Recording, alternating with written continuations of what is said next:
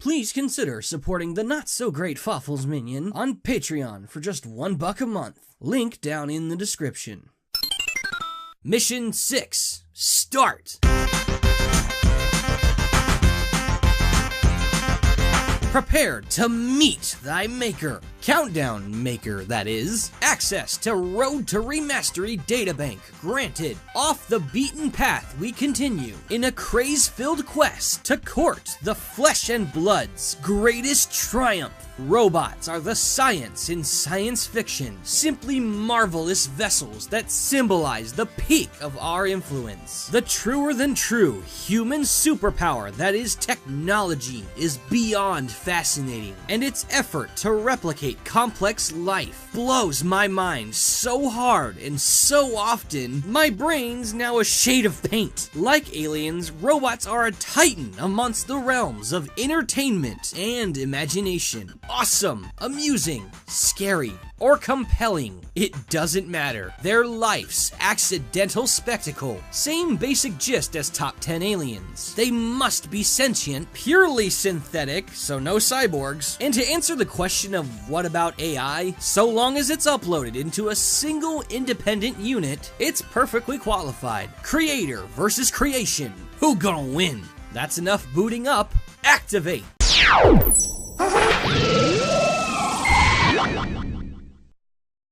Well, here's something I don't do too often. Let's begin this list with the Bethesda title. A very well-known one at that. Truth be told, Bethesda has never really been a development team that I initially cared for up until recent years. For the longest time, I found most of their games just moderately decent. I take the games for what they are, and most of them just felt none too extraordinary. I gave the Fallout series a try, and while it's great for what it is, it's just not for me. Just kind of gave me an empty feeling, you know? However, there is a Bethesda series that I actually take a great liking to. The Elder Scrolls series. Without stressing too much, these games are just loads of fun to play. Expansive worlds, lots of cool stuff happening at the same time, numerous appealing fantasy elements, Sheogorath. Tear out your intestines and strangle you with cheese! Yeah, you get the idea.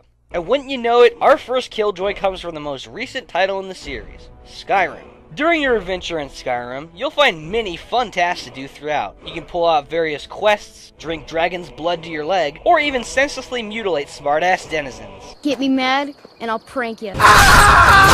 Oh yeah, you can also mess around with a vast assortment of powers. Yippee! The fan favorite of all the powers, and undoubtedly the most iconic, has to be the Unrelenting Force. Yeah, Fusro, duh. Not gonna lie, it's a fine power, but I myself have a different favorite. Go figure. Just a clear warning, it's a trifle beastly. So beastly, in fact, that I penciled up a little free verse poem just for the occasion.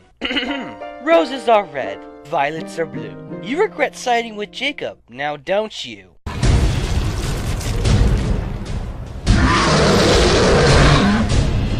Hey man, you got a spider on your torso. I got it for you.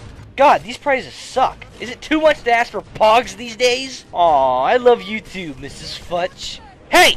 Hey, double pelt skin! You beast enough to handle this? Oh please, I've seen frostbitten Charmander spew deadlier fire than that.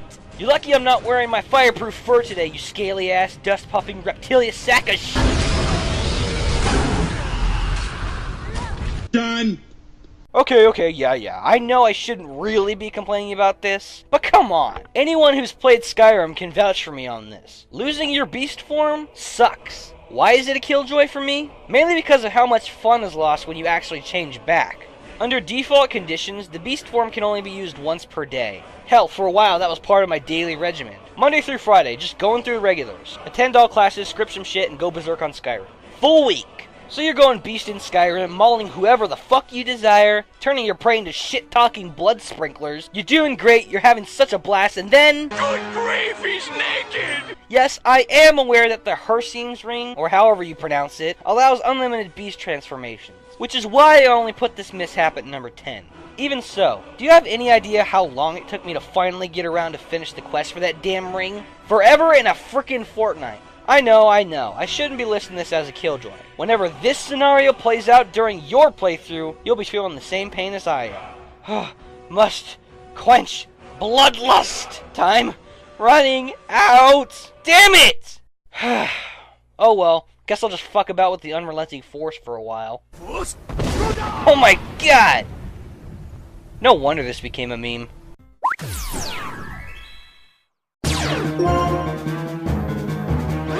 Okay, PIT vets, I know what you're mumbling in your head. You gotta be fucking kidding me. He's joking, right? Survey says fuck no. Now as for those in the dark, I've got glow sticks at the ready. Around the time where you've cleared past the midpoint, the story hits us with Thwomp Volcano. Most of the other chapters slap you hard with the whole Shroob threat. As in, most of the enemies and even the bosses are Shroob themed. Didn't have a problem with it at all, but I was waiting for that curious tiebreaker. One that was pure Mario standard, and Bowser lives to be just that. I may have missed out on the genuine Bowser Clash in Superstar Saga, but I feel we get a satisfactory example here. It's from this point in the sub-series onward where the obligatory Bowser battle be geared with clever parallelism. You notice how every one of these fights showcase Bowser in the same special condition Mario and Luigi are in? Like how Dreamy Bowser is a real-world figure imbued with the power of a dream. So it's obvious that the partnership the bros undergo with their younger selves would be the theme for Bowser this time around. And believe it or not, it's way cooler than it sounds. The battle itself boils down to exactly what we would expect. Adult Bowser serves as the incumbent meat shield and primary take for the young prince. Stomping, fire breath, all the stuff he usually does. Decent power and always kept coming. It's impractical to try to take down the big Bowser first. If there's anything common sense likes to retweet to one another, it's to always go for the medic. Yes, on top of aiding in team attacks, Baby Bowser has a bottomless supply of healing items. Weird, I thought Bowser hated mushrooms. What? No meat is shaped that way! That's gross. There is a way to separate them through an insane counterattack. I'll be honest, the fight actually isn't all that special. Not all that difficult, even for a novice, and the fucking ice flower chops it into little itty-bitty shitty blitty food stuff. But it's still Bowser. Something I was figuratively thirsty for this late in the story. Above all, I also just love the concept. Gaming's most notorious 2v1 matchup meshes with their own rivalrous toddler years to bring us a literal representation of the title. Seeing doubles in our games almost never seems bad. The original Sonic Adventure. Oh man, this is what you call nostalgia. I don't know about you guys, but this is the game that truly showed me what Mario's incomparable adversary was truly made of. Yes, Sonic Adventure was the very first Sonic game I ever played, and it surely left a major impression on me. I can still visualize how it happened. The time is November of 1999. I was merely at the age of 7, and my young mind was still being mesmerized by games like Star Fox 64, Banjo-Kazooie, and Diddy Kong Racing. So, one day at school, my friend James asked me, "Hey, have you played that new Sonic game yet?" My rebuttal was, "What the heck is a Sonic?" No, seriously, that's what I said.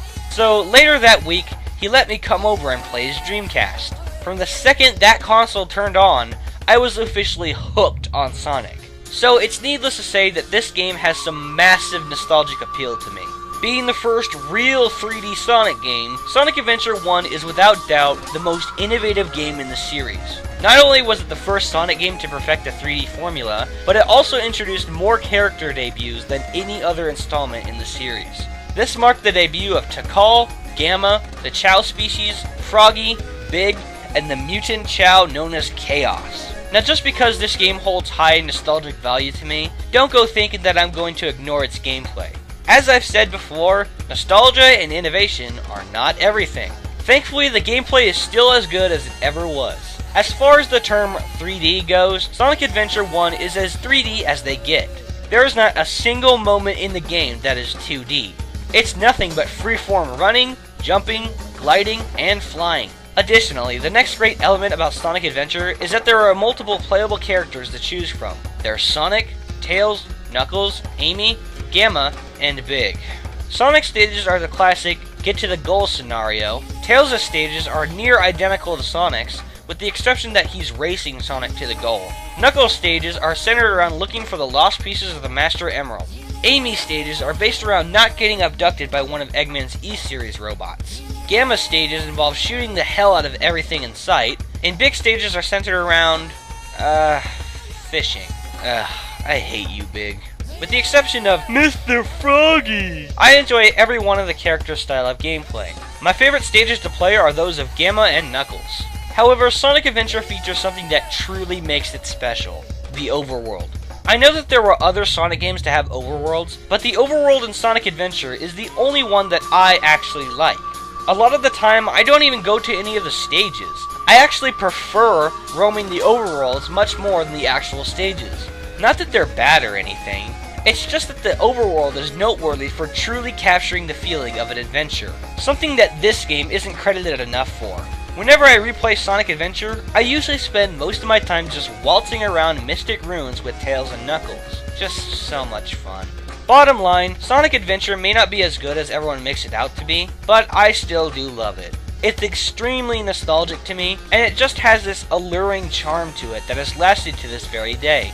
It may be far from perfect, but no matter what happens to Sonic as a whole, I will always hold this one in precious regard. The very focus of varied level themes in games can never dwell beyond jumping distance of Mario. The Italian flea pretty much set the groundwork for conventional stage climates, to the point where they're bookmarked for reference, though he wasn't so for the spooky level type. Honestly, I'd credit Castlevania for that. So, while uncharacteristically late to the party, we now have a ludicrous supply of creepy Mario levels to choose from, keeping things main series for a change, and I'm hell-bent on appreciating the mastery that is the Ghostly Galaxy.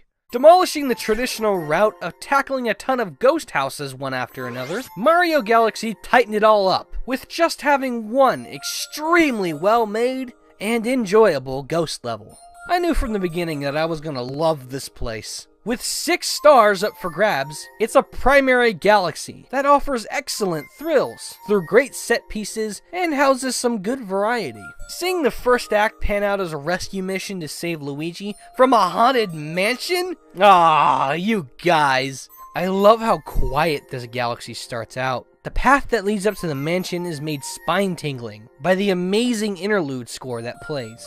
The first step inside transitions to a fanciful tour inside a funhouse, with some playful boos, wacky gravity rooms, and the introduction of the Boo Mushroom. Next thing you know, you're racing the spooky speedster with pull stars through a starfield of bones and giant ham. The fuck? Later it comes time to take on Bouldergeist in one of Galaxy's most memorable boss battles. Throw in a trippy Matter Splatter segment and some of the most dickish prankster comments in the whole game. Man, it never leaves your head. All this and more make the Ghostly Galaxy my favorite level the first game has in store. Short and sweet, and I do like sweet.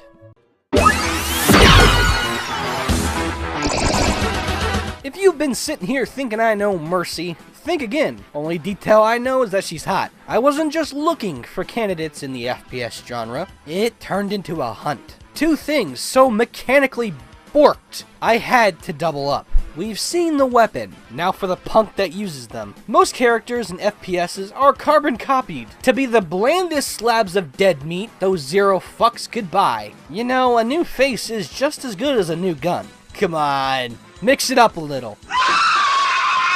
I take every word back! I do this in the name of Flames on Fire, the classic OP multiplayer character. This guy, Oddjob. Hell doesn't even take this kind of shit, man. A grade A crime against the cosmos to turn one of the best Bond villains ever into such a cheap, stress-mongering dick sneeze. I think everybody at this point knows the problem. It's his damn size. What kind of junk could you be huffing to think this moderately sized actor matched this crunched up, jaggy little shit's in-game model? I'd gladly buy some of that junk if it puts me in La La Land, where I doubt GoldenEye split screen is played. Okay, so what? He's short. Problem? Mini. The motherfucker's so small, the auto-aim points all the shots above his head. You can't hit the little shit while moving. You have to stop and point down to shoot his bitch face correctly. Need the reminder that this is deathmatch? Oh, like the micro cunt is gonna wait for you to finish? Thank fuck he's only in multiplayer. Well, consolation prize. At least he's good as a friend detector. Motherfucker!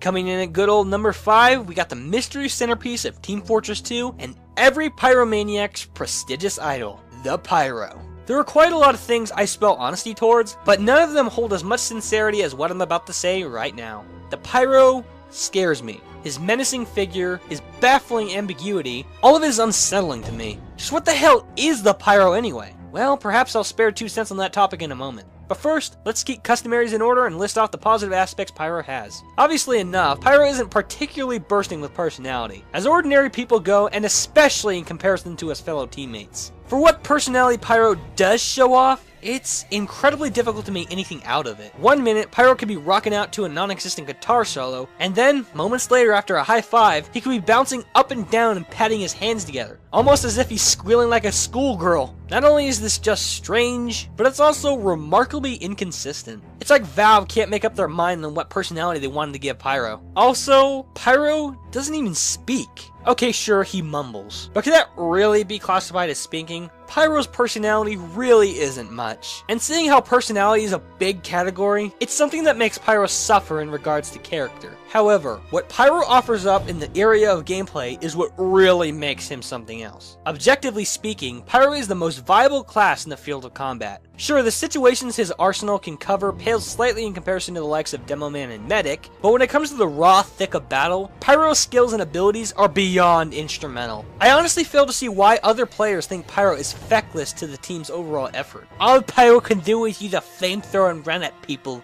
Wrong! Yes, running at enemies with your flamethrower like a mindless killing machine is something Pyro can do very well, but there's a shitload more Pyro is capable of. The flamethrower in particular is a devastating piece of weaponry. Ever been lit on fire or burned? Yeah, it don't feel good. Practically any class that steps in range of an enemy Pyro is at the mercy of the most brutal ranged force in all of TF2. Even Heavy, who has a hulking 300 health, can't do much when he's at the spewing end of this lethal stream. Oh, but the pain doesn't stop there, Chief. Check this shit out. Afterburn. This is what makes Pyro such a deadly force. If that hot-ass fire touches your skin for even a fraction of a second, the effect lingers for 10 freaking seconds. May not sound like much, but you'd be amazed at how many players die from the afterburn. Thank God for Girardi and Mad Milk. There's more.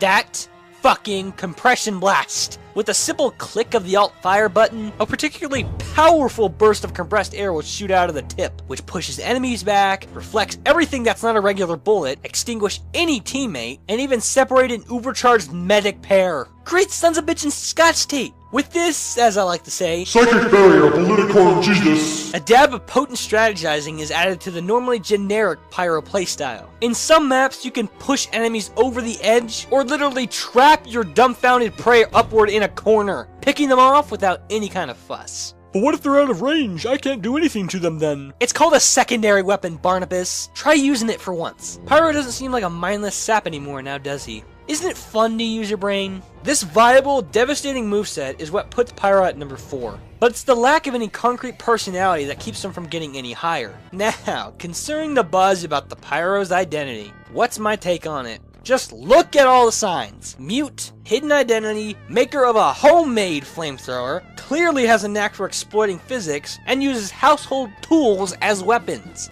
It's too obvious, isn't it? It's Gordon Freeman.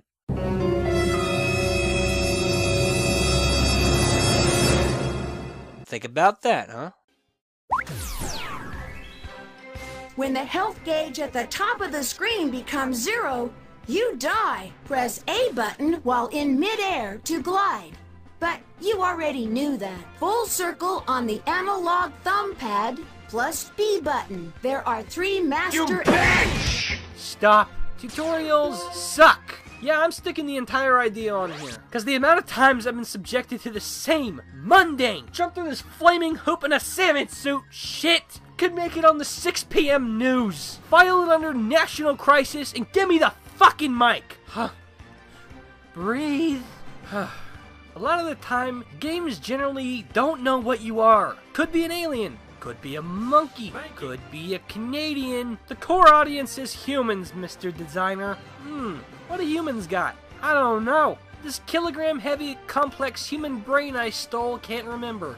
Oh fuck, this thing's worthless. Look, I'm serious. Stop spoon feeding. Sure, yes, it's important for a player to understand the ins and outs, but all our life is about learning. If you take away that sense of self-adaptation, most of us are gonna feel disrespect. What if kids are playing our game? Shouldn't be any different. In fact, they need it less. What, you gonna call them stupid? Wrong-o. You learn by doing, not by hearing a lecture on it. And if you're going to have it there just in case the player wants it told to them, keep it in a fucking training mode. Consumers are the reason you keep that house. Respect them. I need your super guide as much as I need herpes. Even games as amazing as Dream Team aren't free from it. Guys, knock it off. You should know this is stupid. Unless you're my lover, hands off. Okay, thanks, bye. Show me your moves! Holy hot damn, CF. You were awesome in Brawl. From your grand entrance in the Subspace Emissary, to the 180-degree Falcon Punch, and lastly, your final smash. All of them were great. The only thing I can really say about the Blue Falcon is, holy shit. If you get caught in this attack, there is no escape. No matter how low your damage gauge is, You will die! when you land on the F-Zero track, all you can think is, oh god, is this the end? Ooh, I know, let's ask Captain Falcon.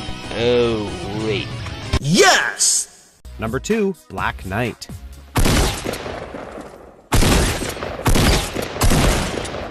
While it has been some time since the Black Knight made his debut, we simply cannot get enough of how awesome his design is. The Black Knight is absolutely intimidating with his sinister red eyes and menacing stare.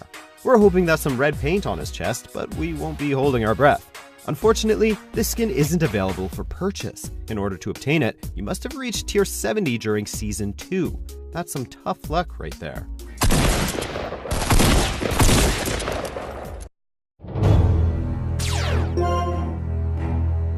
Fear a man for what he might do. Fear a thing for what it will do.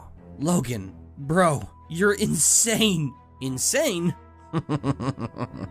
That's just clinical talk for interesting. The pile of hateful letters stacks even higher. Yet, I only need 4 to bathe the map in your nightmares. Pyro is amazing. The final power class takes the shape of an ulterior arsonist, ingrained with some of the most extraordinary traits ever put in an FPS unit. Maybe a world that selectively passes off spamming the shoot button as kosher criticism doesn't deserve such a passionate kick to the norm. This straight out of a horror flick, Lunatic is a multi-sensory puzzle you can never solve the same way twice. The brilliant act of shrouding the third kind in such a vacant mask renders our imagination as the only viable light source. All questions and no answers makes the imprint purely interpretive, a quality even most avatars can't capture. Goofy, terrifying, cute, badass,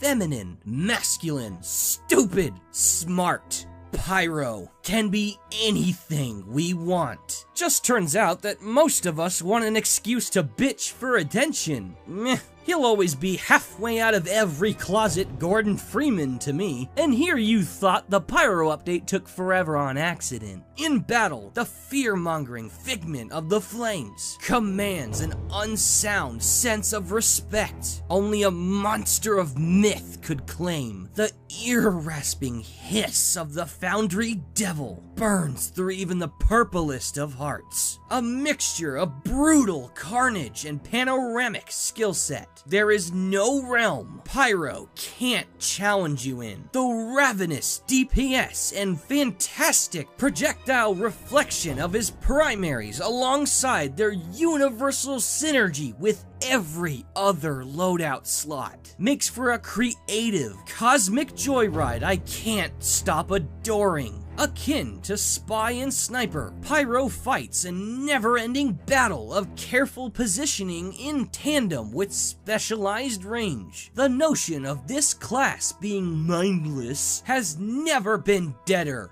But the best thing about Pyro, and the prime reason he's the new king, is the fun factor. I have so much goddamn fun with this character. It's truly incredible. Weapon comboing, crowd havocing, roasty toasting, projectile reflecting, NG helping, bitch slapping. He protect, he attack, and ooh, looky here, fucking jetpack!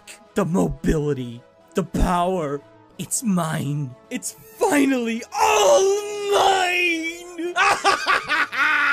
Oh, dreams of cruelty do come true. This is being Fuffle's minion, proud Pyro main. May we meet again. Thanks for watching, team. Here comes the high-end Patreon roll. Lucarian, Toa of Shadows, Kyle Wee21, Jordan Osceola, Jacob Wakeland, That Guy in the Store, Tubazo 1989, You Can't See Martin 19, James Ward, Diamond Ice, Raw is Jimbo, Skellington 977, Bradley Cohen, Mathtron 5000, Crazy Quillman 157, Luke Krazer, Zachary Wilson, Thomas Drury, Marcus Miller, Spark of Dust 777, Seamus Haynes, Renz Cole Castle, Lover of Mimikyu, Smash Mario Pro 2000, Sensei Spyro, Roberto Del Fuego, and Bradley Thompson. You're the best, guys.